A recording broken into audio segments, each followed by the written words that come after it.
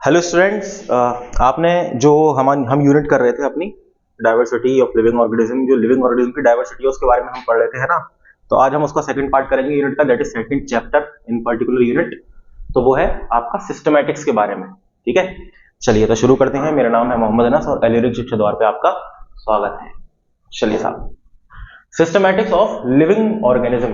देखो इसका मतलब क्या है। सिस्टमैटिक्स आपको नाम से ही पता चल रहा होगा कि सिस्टम में लगा हुआ है। पूरे लिविंग ऑर्गेनिज्म जो है ना, उनका एक सिस्टम बना हुआ है। सिस्टम कैसे बना हुआ है? क्या हमने एक सबको लाइन में खड़ा कर दिया है? नहीं। सिस्टम ऐसा बना हुआ है कि जो भी अलग अलग डिफरेंट टाइप्स के लिविंग ऑर्गेनिज्म है उनको हमने अलग अलग ग्रुप्स में बांट दिया है। ठीक है, तो उसके बारे में हम यहाँ पे पढ़ेंगे कि हमने उन्हें ग्रुप में क्यों बांटा, उनका नामकरण हमने कैसे किया, बेसिकली हम उसको क्लासिफाई कैसे करते हैं कि ये ऑर्गेनिज्म कौन है, ये कौन है, वो सारी चीजें हम पढ़ेंगे। प्लस हम उसका नाम क्या रखते हैं, जो साइंटिफिक नेम होता है वो कैसे रखते हैं हम, बाइनोमियल नोमेनक्लेचर होता है वो कैसे रखते हैं हम, क्यों रखते हैं, वो सारी बातें हम पढ़ेंगे। ठीक है, देखो शुरू के एक दो चैप्टर जो है ना वो थोड़े से थ्योरेटिकल हैं, मतलब के हाइपोथेटिकल समझने वाले, जिसमें मैं बात करके बता सकता हूं आपको, है ना। बहुत ज्यादा रटने वाली चीज नहीं है, बहुत ज्यादा याद करने वाली चीज नहीं है, बस समझने वाली है। आप इस बार लेक्चर को देख लोगे तो आपको आइडिया हो जाएगा काफी। ठीक है, चलो systematics of living organisms. There is great diversity of organism around us. और थोड़ी थोड़ी मैंने थ्योरी भी डाली है ताकि आप जब खुद से पढ़ेंगे तो आपके दिमाग में एक कॉन्सेप्ट बिल्ड हो जाएगा कि आप क्या पढ़ रहे हैं, आप उसको इमेजिन करने की कोशिश करिएगा।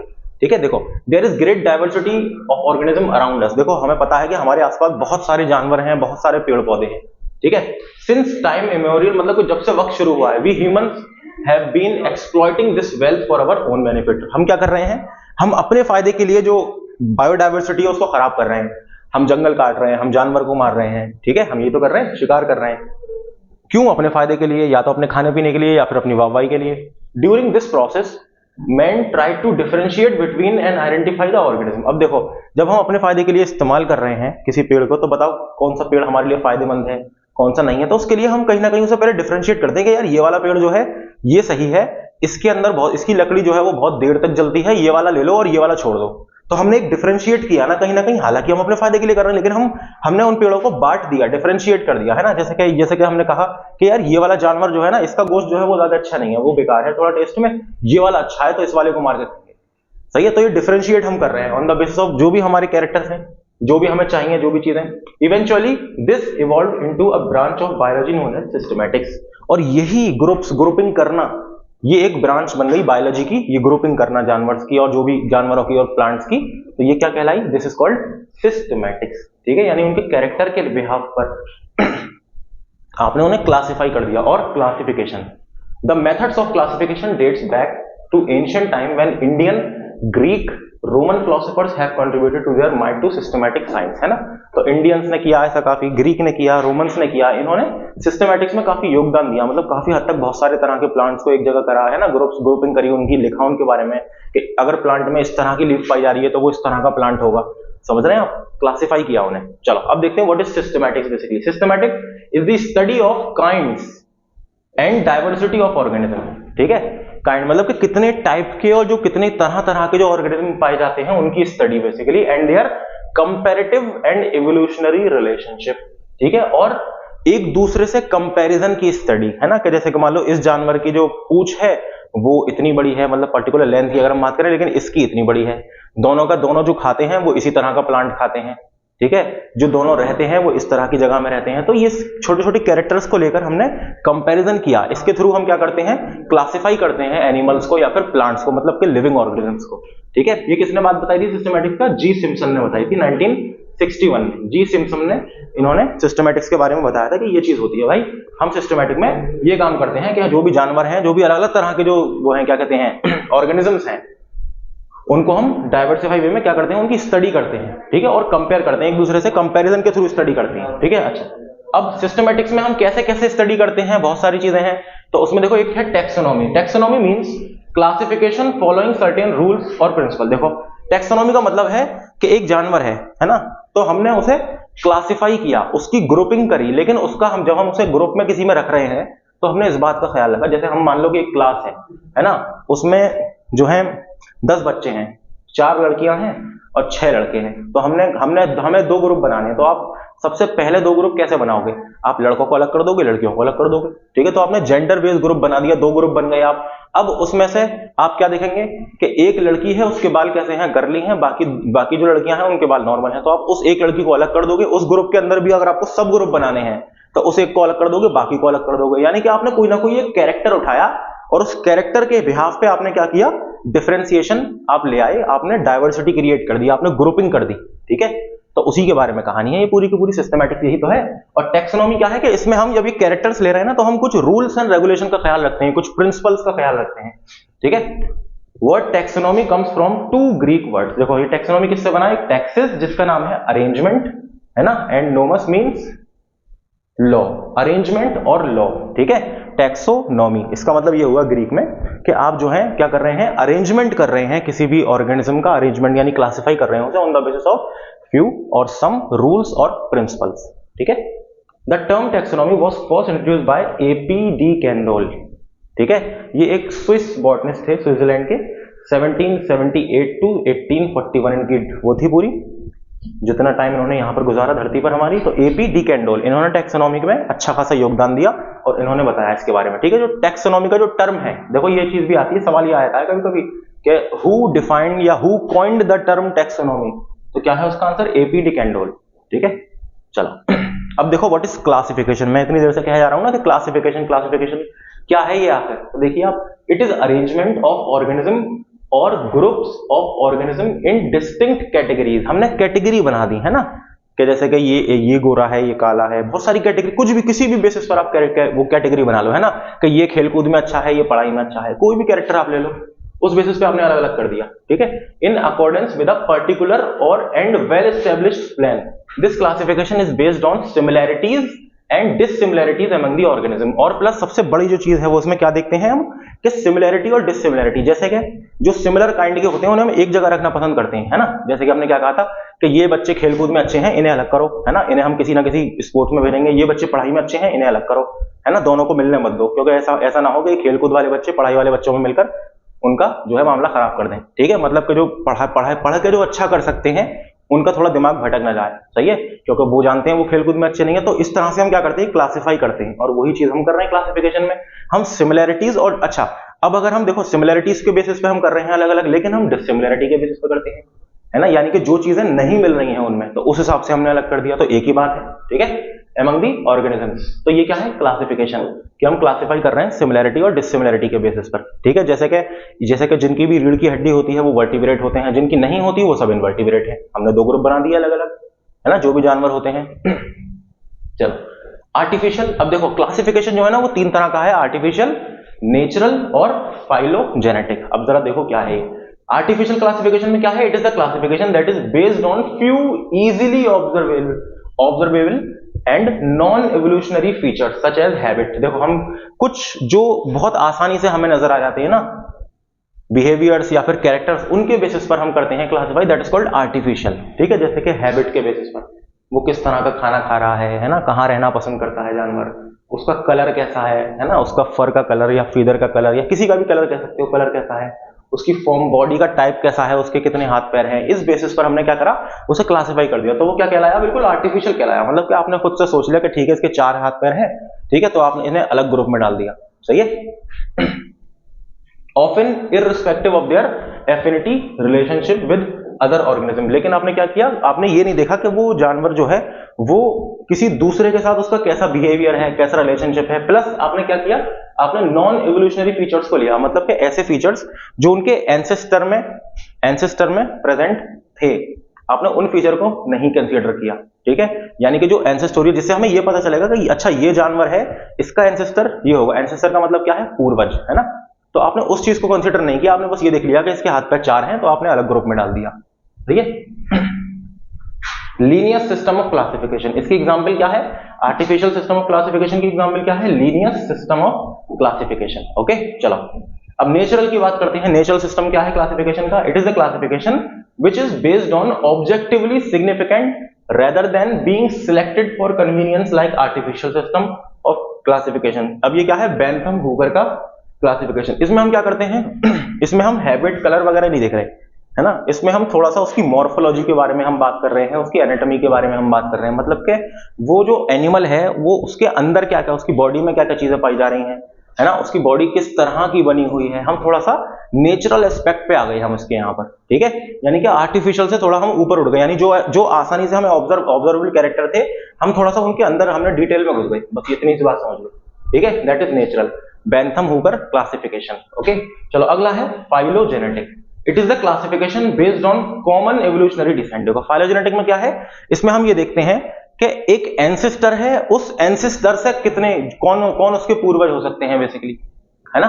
प्लस हम ये देखते हैं कि जो जानवर है वो किस एंसेस्टर से मिल रहा है। जैसे हम अगर ह्यूमंस की बात करें तो ह्यूमन किससे मिलते हैं भाई, गोरिल्ला, चिंपैंजी। हम समझते हैं हमारे एंसेस्टर कौन है, बंदर से, ठीक है ना। तो क्यों समझते हैं, क्योंकि जो बंदर आज के जमाने का जो बंदर है उसमें जो चीजें पाई जा रही हैं उसकी बॉडी में, वो हमारी बॉडी में भी बहुत ज्यादा सिमिलर हैं। तो हम कह सकते हैं कि हमारी बॉडी जो है थोड़ी सी एडवांस हुई है, तो हमारे अंदर क्या हुआ है, एवोल्यूशन हुआ है, चेंजेस हुए हैं, वेरिएशन हुआ है, एडेप्टेशन हुआ है, जिसकी वजह से हम जो है, हमारे पूर्वज जो थे वो बंदर थे और आज हम इंसान हैं, ठीक है, अकॉर्डिंग टू साइंस। तो ये वाली बात हम कहते हैं। तो this is called basically phylogenetic. It is a classification based on the common evolutionary descents. देख रहे हैं आप, कॉमन फीचर्स हमने देख लिए कि बंदरों में ये चीजें कॉमन है, हमारे अंदर भी ये चीजें कॉमन है, यानी कि हम और जो मंकीज हैं वो कहीं ना कहीं रिलेटेड थे, पहले कहीं हजारों साल पहले कहीं ना कहीं एक ही स्पीशी थे, फिर वो अलग अलग हो गए, ठीक है। For example angular and parental classification. देखो अब इसमें क्लासिफिकेशन की एग्जांपल है, तो एंगुलर एंड पेरेंटल क्लासिफिकेशन जो है वो कैसा कौन सा है, फाइलोजेनेटिक है ना। In the system of classification the terms like taxa and categories are often used. Each category is refer to as a unit of classification. देखो अब इसके अंदर क्या है, इन्होंने एक टर्म का इस्तेमाल किया था, दैट इज टेक्सा, है ना, टेक्सा। अब ये टेक्सा क्या होता है अभी आगे आपको पता चलेगा, ठीक है। ये यूनिट है बेसिकली क्लासिफिकेशन की और रिप्रेजेंट करता है किसको, रैंक को, या फिर कॉमनली टर्म्ड एज टैक्सॉन, ठीक है। ये टेक्सा को कॉमनली आप क्या कह सकते हैं, टैक्सॉन। जैसे कि आपने नाम सुना होगा kingdom, phylum, order, class, genus, species, family, genus, species, ठीक है। तो ये सब क्या है, ये सब क्या है, एक ऑर्डर है पर्टिकुलर, है ना, क्लासिफिकेशन का। और ये हर किसी को हम क्या कह सकते हैं, एक पर्टिकुलर टेक्सा कह सकते हैं, ठीक है। चलो अब जरा थोड़ा सा आगे देखो, तब जाकर और ये बात क्लियर होगी। देखो ये देख रहे हैं आप, what is this, this is phylogenetic tree of life. क्या है ये, फाइलोजेनेटिक ट्री ऑफ लाइफ। अब देखो ये क्या है, क्या शो कर रहा है हमें, यहां पर कोई भी अगर ऑर्गेनिज्म था, यहां पर एक ऑर्गेनिज्म था, ठीक है, ऑर्गेनिज्म था, ये पता है कौन था, ये था हमारा एंसेस्टर। कौन था ये था एंसेस्टर। एंसेस्टर मतलब पूर्वज, ठीक है। यहां पर फिर इसके अंदर क्या हुआ, टेम्परेचर में चेंज आया, माहौल में चेंज आया, ठीक है, जहां पर ये रह रहा था उस जगह पे चेंज हुआ, तो ये क्या है, बट गया। अभी देखो, देख रहे हो, करोड़ों साल का वो है प्रोसेस। ही ऐसा नहीं है कि फौरन एकदम से हमने ट्री बना दिया, हमने ट्री के थ्रू हमने बताया है, ठीक है। This kind of thing is called cladogram. अभी आगे हम देखेंगे क्लेडोग्राम क्या होता है, ठीक है।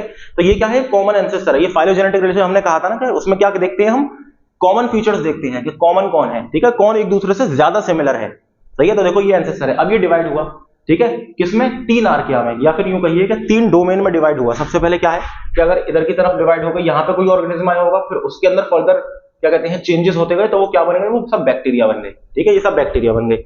अगर थोड़ा सा इस साइड आ गए आप, तो यहां पर बीच में क्या रह गए, आर्किया रह गए, आर्की बैक्टीरिया जिसे हम कहते हैं।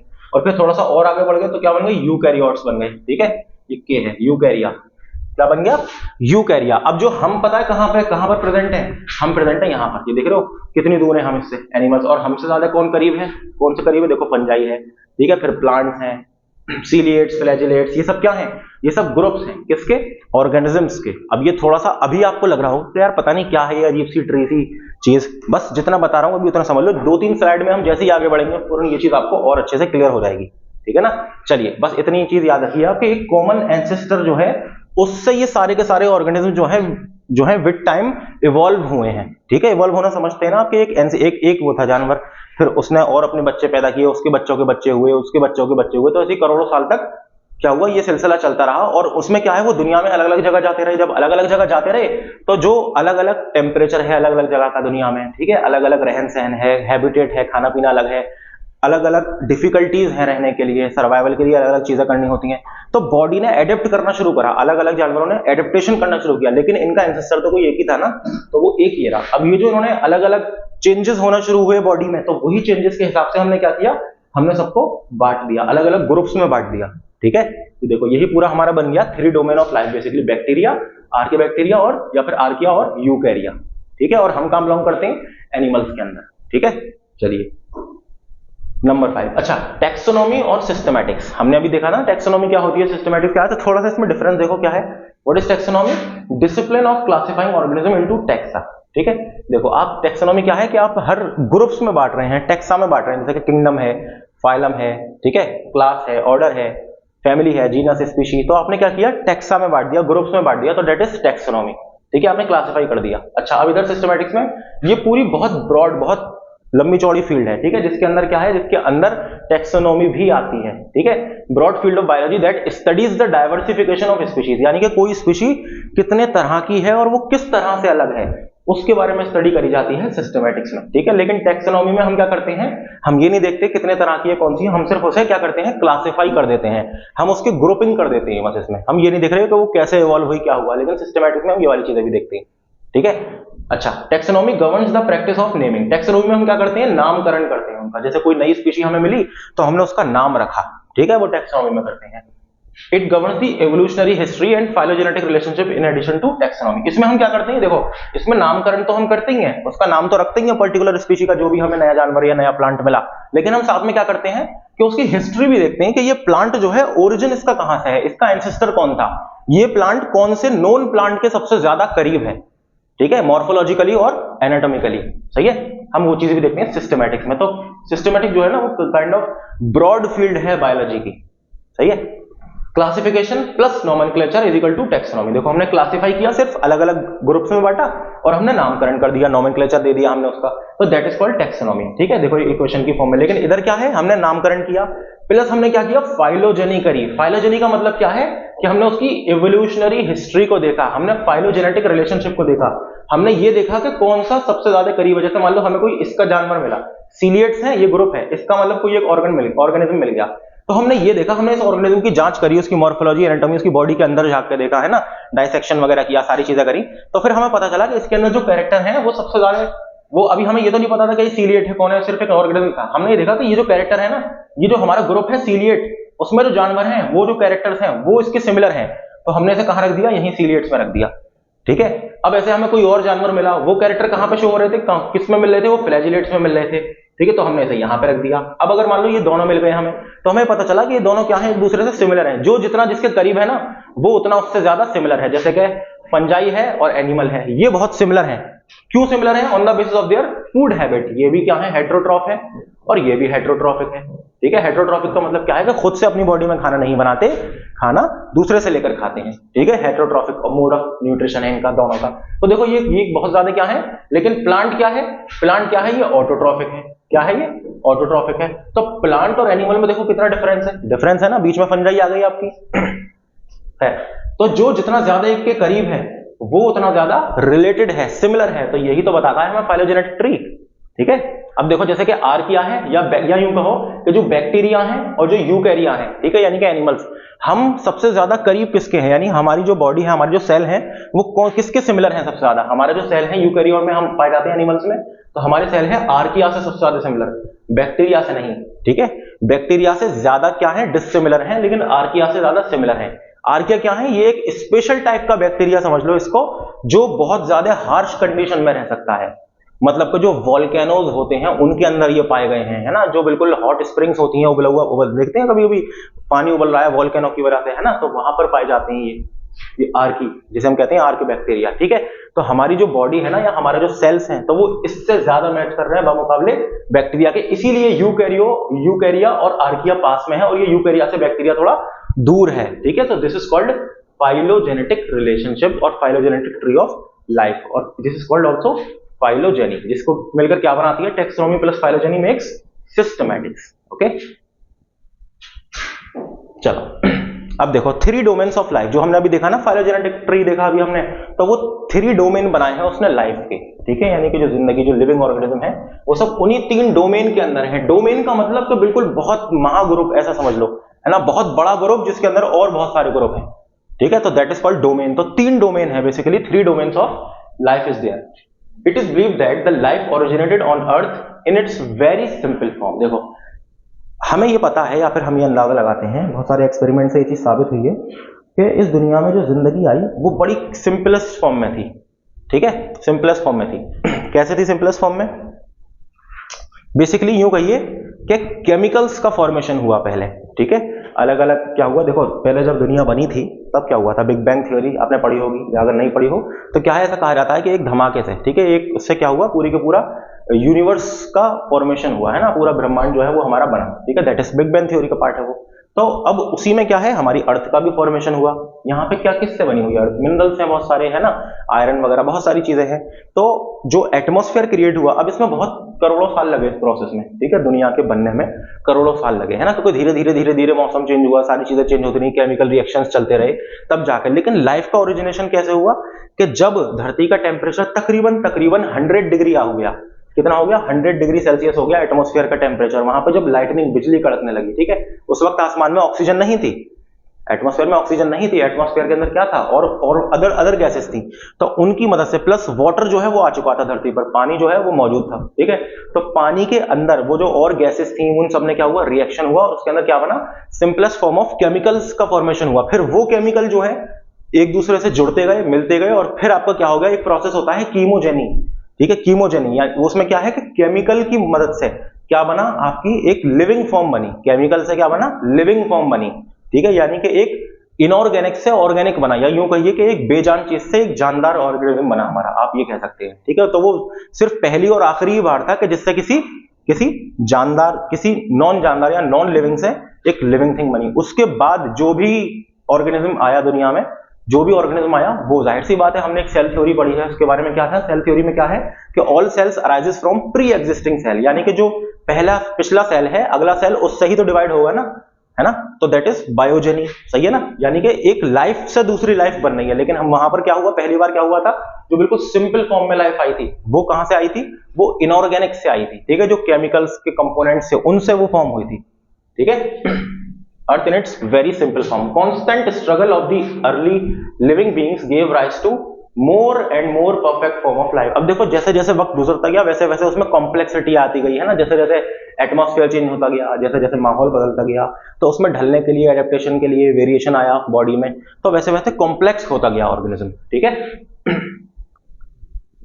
This struggle and progress in evolution which lead to formation of diverse life form. अब जब ये कॉम्प्लेक्सिटी बढ़ती गई तो ये अलग अलग जगह पे भी जाने लगे। अब अलग अलग जगह के हिसाब से उनकी बॉडी में अलग अलग एडेप्टेशन होने लगे। कहीं बहुत ज्यादा सर्दी थी तो उनकी बॉडी पे कैसा एडेप्टेशन हुआ कि बहुत ज्यादा फर आ गया, है ना, बहुत बहुत मोटी फैट की लेयर बन गई, जैसे आप पेंगुइन के देखते हैं, है ना, जैसे आप पोलर बेयर के देखते हैं, सही है। अगर कोई बहुत ज्यादा गर्म जगह पे चला गया तो उसकी बॉडी में अलग तरीके का एडेप्टेशन हो गया उस गर्मी को झेलने के लिए, ठीक है। तो इससे क्या है कि अलग अलग ऑर्गेनिजम्स जो है हमारे वजूद में आ गए, डायवर्सिटी जो है वो क्रिएट हो गई, ठीक है। तो इतने सारे हजारों लाखों तरह के जानवर, पेड़ पौधे आप देखते हैं, ये कहां से आए, ये ऐसी तो आए, ठीक है, यही तो था इनका तरीका। लेकिन ये जो पूरा प्रोसेस हुआ ये करोड़ों साल का प्रोसेस है, ठीक है, यानी कि बेसिकली एवोल्यूशन की हमने अभी बात करी। अच्छा देखो, कार्ल वूज इन 1990, कार्ल वूज एक साइंटिस्ट थे, 1990 में इन्होंने बताया 3 डोमेन ऑफ लाइफ के बारे में। इन्होंने बताया कि लाइफ फॉर्म्स जो है ना, वो स्टार्टिंग में लाइफ फॉर्म थी वो 3 डोमेन्स हम कह सकते हैं, 3 जो है कैटेगरी इन्होंने बना दी। एक कैटेगरी का नाम दे दिया बैक्टीरिया, दूसरी कैटेगरी का नाम दे दिया आर्किया, और तीसरी कैटेगरी का नाम दे दिया यूकैरिया, जो हमने अभी यहाँ पर देखा था, ठीक है। आर्किया, बैक्टीरिया, आर्किया और यूकैरिया, ठीक है, ये क्या है, 3 डोमेन्स ऑफ लाइफ, ठीक है। इन्होंने बताया कार्ल वूज ने, ये चीज आपको पता होनी चाहिए, कार्ल वूज ने बताया, और यही सवाल आपका आता है, ठीक है। They are archaea, bacteria and eukarya. Domains is an unit larger than kingdom.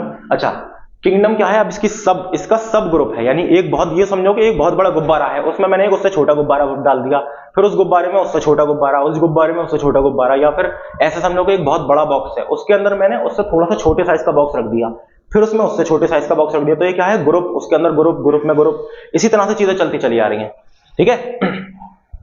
तो डोमेन के बाद क्या आता है आपका किंगडम, ठीक है, ये ग्रुप्स हैं, ठीक है। In the system of classification bacteria and archaea both have prokaryotic cell. देखो बैक्टीरिया और आर्किया क्या है, ये प्रोकैरियोटिक सेल्स होते हैं। प्रोकैरियोटिक का मतलब क्या है कि इनके जो सेल है उसके अंदर न्यूक्लियस जो है वो वेल मैनेज्ड और क्या कह सकते हैं उसे, न्यूक्लियस बिल्कुल तैयार नहीं है, ट्रू न्यूक्लियस नहीं है ना, उसकी जो मेम्ब्रेन है, न्यूक्लियर मेम्ब्रेन, वो डिसअपियर है, न्यूक्लियस ऐसे ही घूम रहा है, इसीलिए हम उसे कहते हैं न्यूक्लियोइड, ठीक है।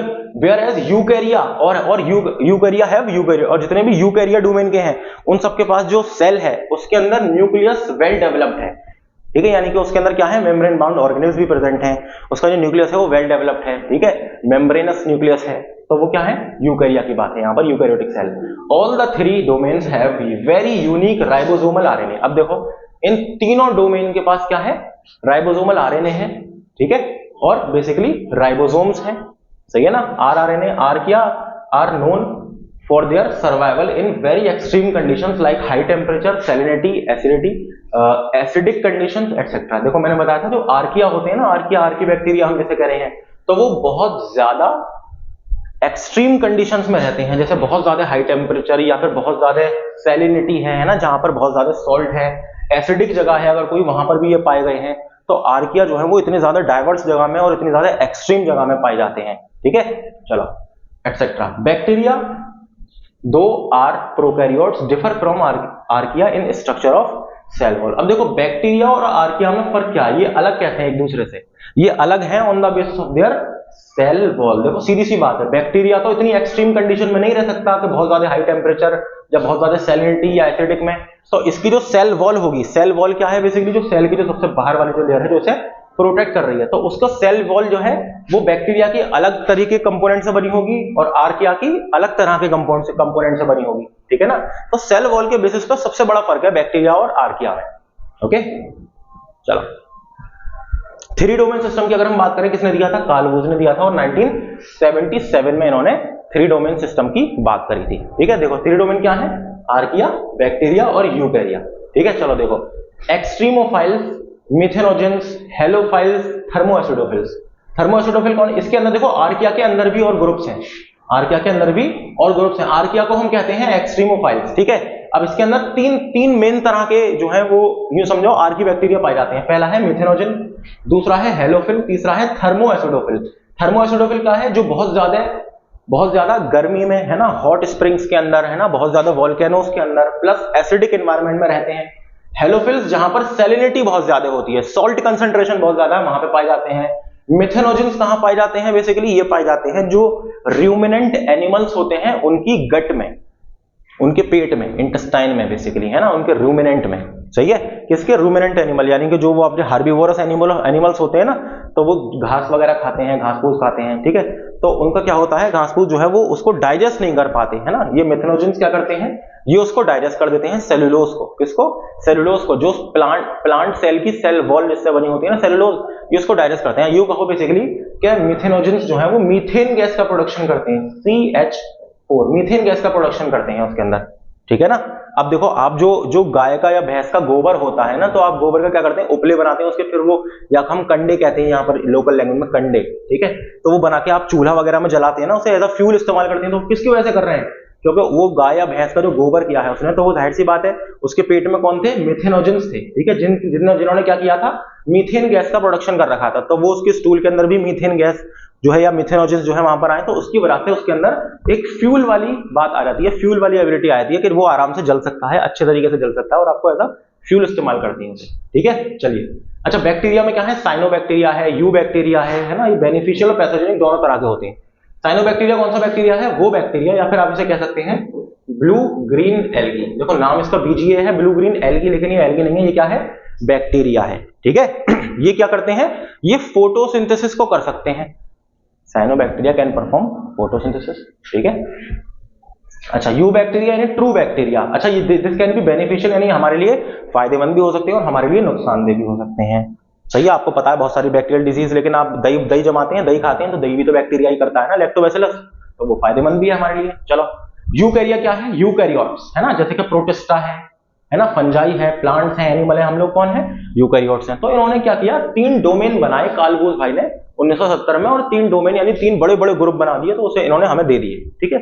फिर हमने और फर्दर काम किया उसमें। चलो खैर, अब आगे हम देखते हैं कीमो टैक्सोनॉमी। क्या है कीमो टैक्सोनॉमी, कीमो का मतलब केमिकल, टैक्सोनॉमी का मतलब क्या है, बेसिकली नामकरण कर रहे हैं, क्लासिफाई कर रहे हैं, ठीक है। चलो, it is method of biological classification based on similarities and difference, या यूं कहो dissimilarities in structure of certain compounds present among the organism being classified. देखो स्ट्रक्चर ऑफ सर्टेन कंपाउंड, यानी कि उसके अंदर सर्टेन केमिकल्स जो पाए जा रहे हैं, उन केमिकल के बेसिस पर हमने क्या किया है, उसको थोड़ा सा डिफरेंशिएट किया है, अलग अलग ग्रुपिंग करी है हमने उसकी, ठीक है। In short it is the classification based on the chemical constituent of organism, कि उस ऑर्गेनिज्म में किस तरह के केमिकल्स पाए जा रहे हैं, ठीक है ना, किस तरह के कंपाउंड पाए जा रहे हैं। फॉर एग्जांपल आर्किया की सेल वॉल जो होती है वो विदाउट पेप्टिडोग्लाइकेन होती है, यानी कि जो सेल वॉल जो बनती है आर्किया की, है ना, तो वो उसके अंदर पेप्टिडोग्लाइकेन एक केमिकल है, केमिकल कॉन्स्टिट्यूएंट है, ये नहीं होता।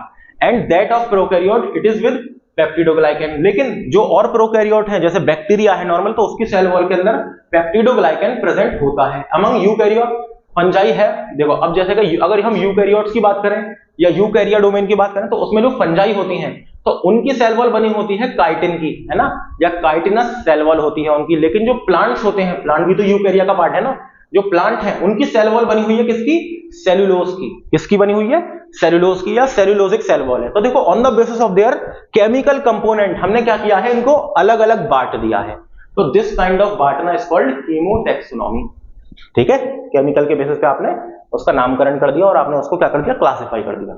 चलो न्यूमेरिकल टैक्सोनॉमी क्या होती है, न्यूमेरिकल मतलब नंबर्स, बिल्कुल नाम से सब कुछ पता चल रहा है। What is numerical taxonomy, the system is based on quantification of characters, यानी आपने कैरेक्टर गिन लिए कि कितने मैच कर रहे हैं कितने नहीं कर रहे, and develops and algorithm for classification, और आपने उन कैरेक्टर के बेसिस पे कि जिसमें ज्यादा से ज्यादा कैरेक्टर मैच करेंगे तो उसको हम एक जगह पे रखेंगे, जिसमें कम से कम मैच करेंगे उनको अलग जगह पे रखेंगे, है ना। The basic aim of this taxonomy was to create a taxonomy using numeric algorithms like cluster analysis rather than using subjective evaluation of their properties. This system was first proposed by Sokal and Sneath in 1963. बस आप ये वाली बात याद रखो और सिर्फ ये वाली बात याद रखो। इसमें हम क्या करते हैं, कंप्यूटर का इस्तेमाल करते हैं, एल्गोरिथम का इस्तेमाल करते हैं, हम क्लस्टर एनालिसिस करते हैं। अब ये क्या होती है क्लस्टर एनालिसिस, ये आपके अभी लेवल की चीज नहीं है, इसको भूल जाओ, कोई दिक्कत वाली बात नहीं है, बट इतना याद रखो कि हाँ ऐसा कुछ होता है जो कि न्यूमेरिकल टैक्सोनॉमी में इस्तेमाल होता है, ठीक है। चलिए ये पहले किसने बताया था इसके बारे में, सोकल एंड स्नीथ ने 1963 में न्यूमेरिकल टैक्सोनॉमी के बारे में बताया था। सिंपल इतना याद रखो कि पर्टिकुलर नंबर्स, क्वांटिफिकेशन हम करते हैं या बांटते हैं, क्लासिफिकेशन करते हैं on the basis of quantity of characters, यानी कि नंबर ऑफ कैरेक्टर के कितने सिमिलर हैं और कितने नहीं, हम गिन लेते हैं। Cladogram, what is cladogram, it is a typical branching pattern, जो ब्रांचिंग पैटर्न जो हमने फाइलोजेनेटिक ट्री देखा था ना, that is cladogram. A diagram of 3 domains of life, देखो 3 डोमेन ऑफ लाइफ देखा था मैं, that is cladogram. It represents hypothetical relationship denoting a comparison of organism and their common ancestors, ठीक है ना। ये देखो ये क्या है, ये क्लेडोग्राम, ये देख रहे हो कॉमन एंसेस्टर, देखो ये सब क्या है, ये सब एक दूसरे में कॉमन है। देखो ये वाला और ये वाला कॉमन नहीं है, ठीक है, इसीलिए देखो अलग अलग देखा, ये आर्किया है, यूकैरिया है, ये सब क्या है एक दूसरे से मिलते जुलते हैं, लेकिन ये और ये अपने आप में बहुत डिफरेंट होंगे, लेकिन ये और ये जो है ये करीब है एक दूसरे के, है ना। जो प्लांट्स हैं या जो फंजाई हैं ये एक दूसरे के थोड़े से करीब है, सीलिएट्स ये रहे, एंटोमीबा ये रहा, ठीक है। तो ये सब क्या है, ये क्या शो कर रहे हैं, जो जितना करीब है उतना ज्यादा सिमिलर है, जो जितना दूर है उतना ज्यादा डिसिमिलर है, ठीक है ना। तो ये क्या है, ये जो हमने एक ट्री टाइप का बनाया, दिस इज कॉल्ड क्लेडोग्राम, इसे हम क्या कहते हैं, क्लेडोग्राम, समझ गए। What is phylogeny? हम बता चुके, लेकिन देख लो। It is evolutionary relationship of organism. It is an important tool and classification as it takes into account not merely the morphological status but also the relationship of one group of another. देखो इसमें हम क्या कहते हैं, इसमें हम morphology में तो ले ही रहे हैं कि कौन किस तरह का है ना, बॉडी किस तरह की है, लेकिन हम साथ में क्या कर रहे हैं कि कौन किससे ज्यादा सबसे ज्यादा रिलेटेड है ना, किसका किसके साथ कैसा रिलेशनशिप है, हम उसकी भी बात करते हैं यहाँ पे फाइलोजेनी में, ठीक है ना। With other groups of life, the system helps to understand the evolution and also focuses on the similarities of their metabolic functioning, है ना, कि उनकी बॉडी में खाना किस तरह का वो खा रहे हैं, उनकी बॉडी में फंक्शंस कैसा हो रहा है, क्या वो बहुत ज्यादा टेम्परेचर में रहते हैं या वो बहुत कम टेम्परेचर में रहते हैं या वो रेगिस्तान में रहते हैं, कहाँ रहते हैं, उनका हैबिटेट क्या है, उस बेसिस पे भी हमने क्या किया है, क्लासिफाई किया है। फाइलोजेनी जो है वो इन चीजों को भी कंसिडर करती है। Carl Woese is 3 domain concept as well as Whittaker's 5 kingdom. देखो अब 5 किंगडम के बारे में आएगी कहानी कि जो विटेकर ने किया था, आरएच विटेकर ने किया था। 5 kingdom system are very good example of phylogenetic relationship, ठीक है। कार्ल वूज ने जो 3 डोमेन सिस्टम दिया, आर्किया, बैक्टीरिया और यूकैरिया का 1977 में, और विटेकर ने जो सिस्टम दिया है 5 किंगडम क्लासिफिकेशन का जो किया है इन्होंने, तो वो सबसे बेस्ट एग्जांपल है फाइलोजेनेटिक रिलेशनशिप की, ठीक है। चलो ये रहा आपका फाइलोजेनिक ट्री। अच्छा, एक तरीका है डीएनए बारकोडिंग। ये सिस्टमैटिक्स के तरीके पढ़ रहे हैं हम, किस तरह से हम क्लासिफाई कर सकते हैं, किस तरह से हम क्लासिफाई कर रहे हैं या करते हैं? जरा ऐसा पढ़िए डीएनए बारकोडिंग को क्या लिखा है, जब तक अपन पानी पी लेते हैं। पढ़िए जरा क्या लिखा है।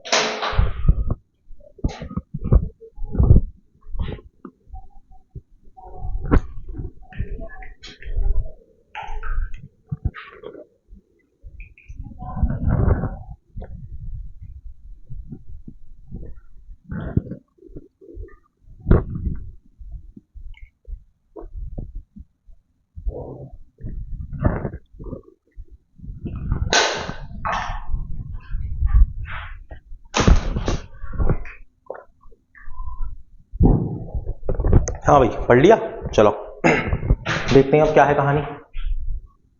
What is DNA barcoding?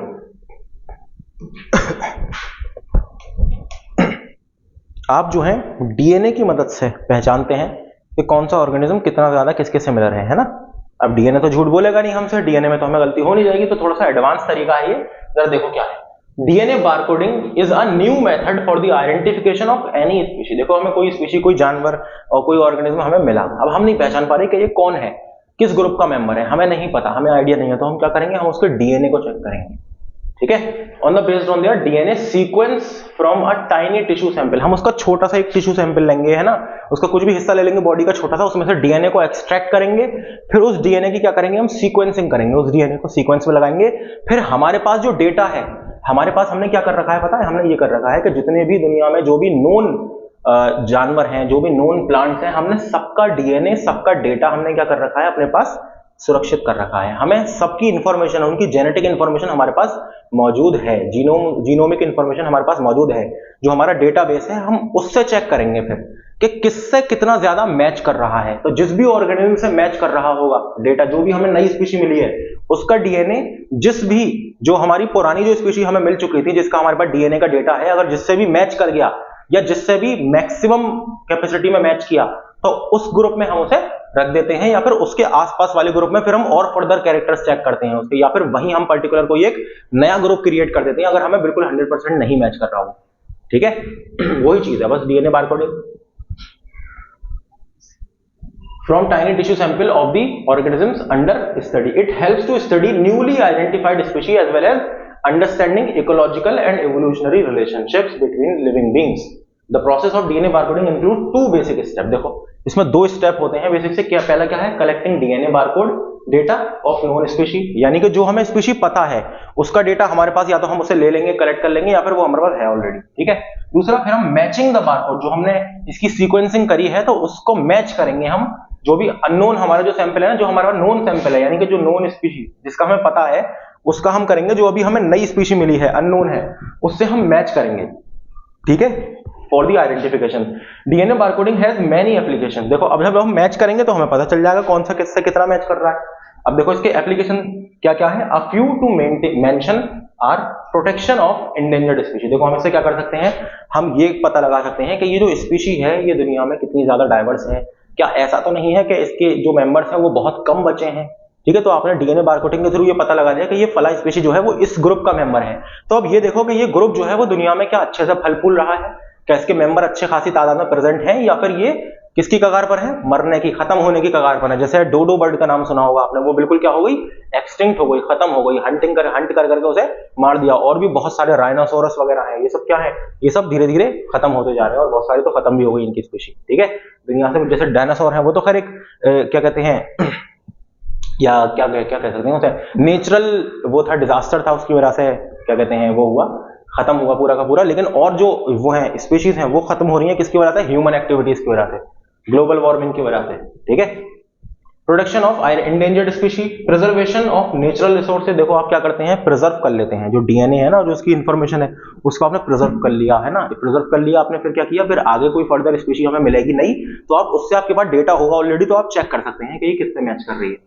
Pest control in agriculture, identifying disease vector, authentication of natural health products and identification of medicinal plant. तो मेडिसिनल प्लांट के आइडेंटिफिकेशन वगैरह ये सारी चीजें हम क्या करते हैं, डीएनए बारकोडिंग से हम कर सकते हैं, और हम करते भी हैं, ठीक है। ये क्या है, एक एडवांस मेथड है। देखो how does DNA barcoding works. देखो एक अननोन ऑर्गेनिज्म है, हमें नहीं पता ये जो कीड़ा है, ये हमें देखने में तो चलो ठीक है एक इंसेक्ट टाइप का लग रहा है, लेकिन इंसेक्ट के अंदर भी बहुत सारे ग्रुप है, तो किस ग्रुप का मेंबर है हमें नहीं पता।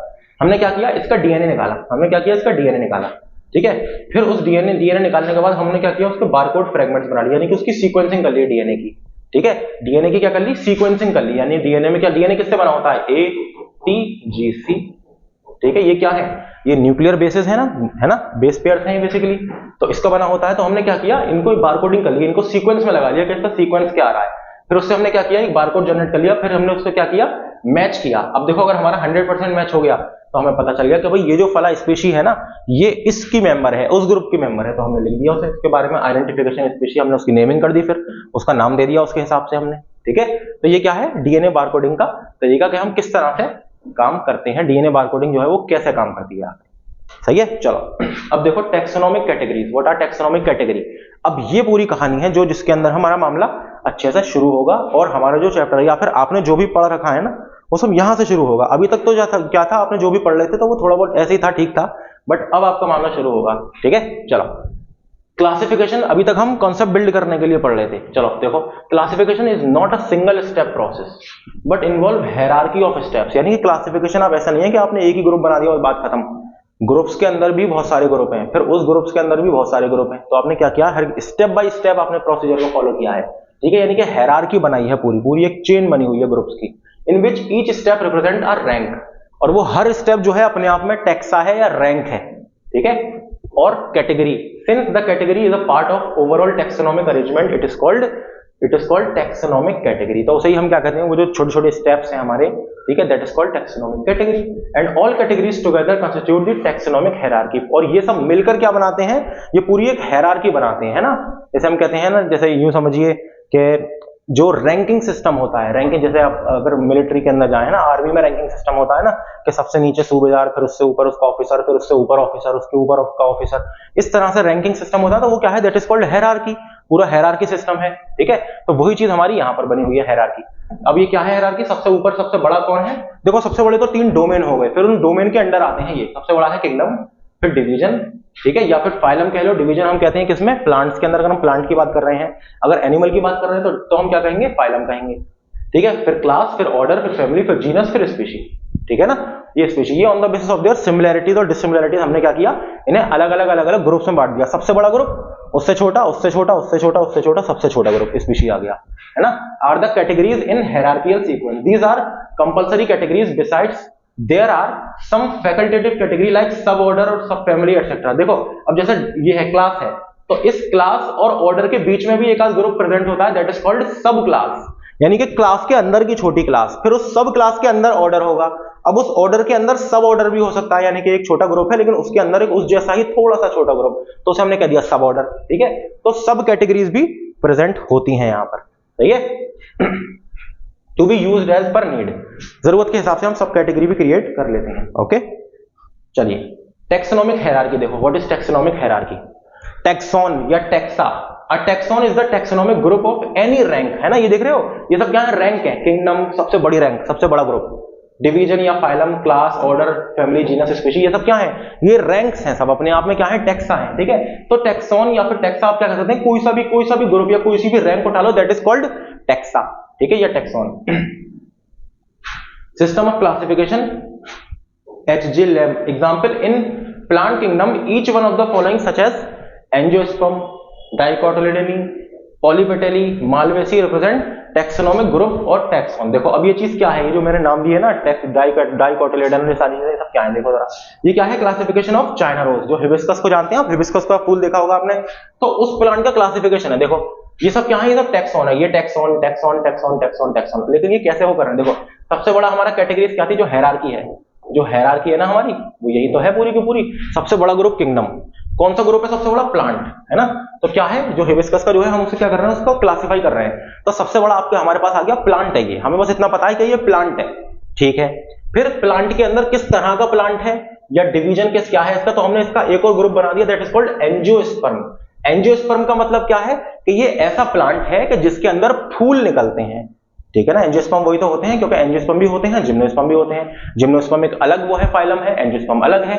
तो हम हिबिस्कस के बारे में बात करें तो हिबिस्कस की कहानी हम बता रहे हैं, पूरा इसका एड्रेस बता रहे हैं हम। ठीक है, तो एक तो ये प्लांट है, दूसरा इसके अंदर क्या निकलता है, फूल निकलता है। ठीक है, अब और ज्यादा बताओ हमें, इससे तो पता नहीं चल रहा, और ज्यादा क्या है बात, कि इसकी जो क्लास है, क्लास क्या है, डाइकोटिलेडन, यानी कि जो इसका सीड होता है ना वो डाइकॉट सीड होता है, यानी कि 2 कोटिलेडन का सीड होता है। आपने कभी चना खाया है तो चना का सीड जो है आराम से टूट जाता है 2 हिस्सों में, तो 2 कोटिलेडन है वो, समझ गए, या सीड लीव्स इन्हें कहते हैं। अच्छा, क्लास के अंदर सब क्लास पॉलीपेटली, ठीक है, जो पेटल्स होते हैं, पेटल समझते हैं आप, जो पंखुड़ी होती है फूल की इसके, वो पॉलीपेटली होती है, वो न्यूमरस नंबर्स की होती है, ज्यादा नंबर होते हैं उसके, ठीक है, एक नहीं होती। सीरीज थैलेमिफिलोरा, ठीक है, ऑर्डर क्या है, मालवेल्स, फैमिली क्या है, मालवेसी, जीनस क्या है, हिबिस्कस, और स्पीशीज क्या है, रोजा साइनेंसिस, ठीक है। तो ये पूरी कहानी, पूरा एड्रेस क्या है, ये अपने आप में क्या है, टैक्सॉन है, सब ये जो each category shows a particular taxon या टैक्सा, ठीक है ना, ये पूरा क्या है, टैक्सा है। तो ये पूरा इसका एड्रेस हो गया, या यूं कहो ये पूरा का पूरा इसका क्लासिफिकेशन हो गया आपका चाइना रोज का, ठीक है। अगर हम बात करें उसकी, एक है हमारा नाजा, ये कौन है पता है किसका नाम है, कोबरा, स्नेक का नाम सुना होगा ना आपने, कोबरा, उसका पता है साइंटिफिक नेम क्या है, नाजा, है ना, नाजा। देखो अब इसका ये क्या है, ये देखो एनिमल है, किंगडम कौन से किंगडम का पार्ट है, ये एनिमल का है, एनिमल है, ठीक है। कौन सा फाइलम है, कॉर्डेटा है, यानी कि इसकी क्या है, रीढ़ की हड्डी इसमें प्रेजेंट है। अब उसके अंदर क्लास कौन सी है, ये क्या है, रेंगने वाला कॉर्डेट है, यानी कि रेप्टाइल है, ठीक है।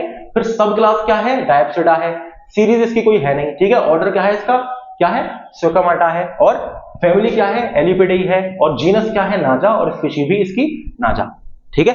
तो ये क्या है, पूरा इसका एड्रेस है, पूरा क्लासिफिकेशन है कि हमने इस जानवर को किस तरह से पहचाना। ये देखो इसके अंदर जो कैटेगरी, जो सिमिलरिटीज हैं, यानी कि ये नाजा जिसका भी नाम है वो सब एक सिमिलर है, बिल्कुल एक जैसे हैं, ठीक है। प्लस जो इसका फैमिली है, अब इस फैमिली के अंदर बहुत सारे कैरेक्टर हैं जो सिमिलर होंगे, फिर जो भी डिसिमिलर कैरेक्टर होंगे वो इन्होंने यहाँ पे रख दिए, थोड़ा सा ऊपर कर दिया इसमें, ठीक है। यानी कि कैरेक्टर्स के बिहाफ पे जैसे जैसे सिमिलरिटी बढ़ती जा रही है वैसे वैसे जो ग्रुप है वो छोटा होता चला जा रहा है, ठीक है। सबसे ऊपर देखो जिंदगी, लाइफ, फिर डोमेन आ गया, फिर क्या है, किंगडम, फाइलम, या अगर प्लांट है तो हमने कहा डिवीजन, फिर क्लास, फिर ऑर्डर, फिर फैमिली, फिर जीनस, और फिर एंड में species. This is called hierarchy और टैक्सोनॉमिक हायरार्की।